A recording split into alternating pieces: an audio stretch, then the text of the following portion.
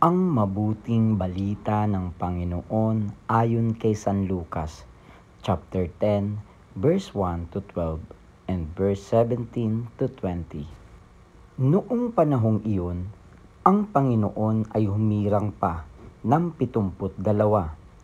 Pinauna niya sila ng dala-dalawa sa bawat bayan at puok na patutunguhan niya.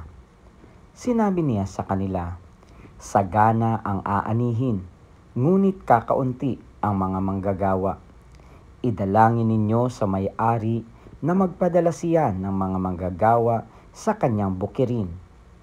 Humayo kayo, sinusugo ko kayong parang mga kordero sa gitna ng mga asong gubat. Huwag kayong magdala ng lukbutan, supot o panyapak.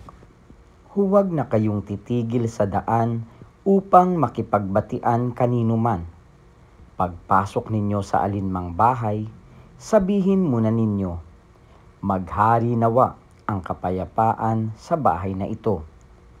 Kung maibigin sa kapayapaan ang nakatira roon, sasaka nila ang kapayapaan.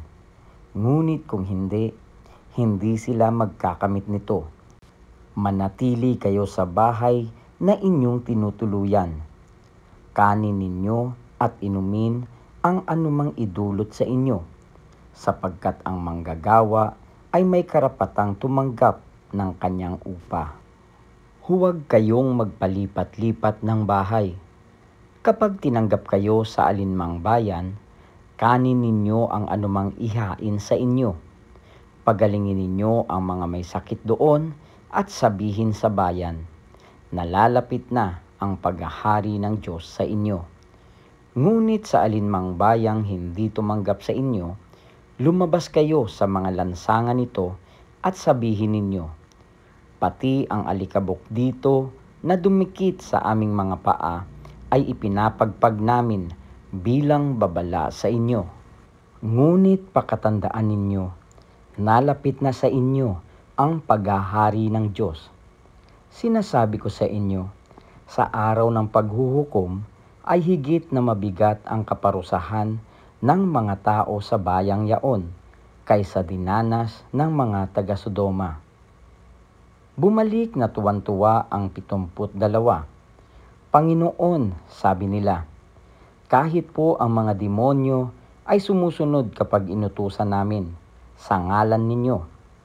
Sumagot si Jesus, nakita ko ang pagkahulog ni Satanas mula sa langit, parang kidlat. Binigyan ko kayo ng kapangyarihang tumapak sa mga ahas at mga alakdan, at yumurak sa kapangyarihan ng kaaway. Walang makapipinsala sa inyo. Gayunman, magalak kayo, hindi dahil sa suko sa inyo ang masasamang espiritu, kundi dahil sa nakatala sa langit ang pangalan ninyo.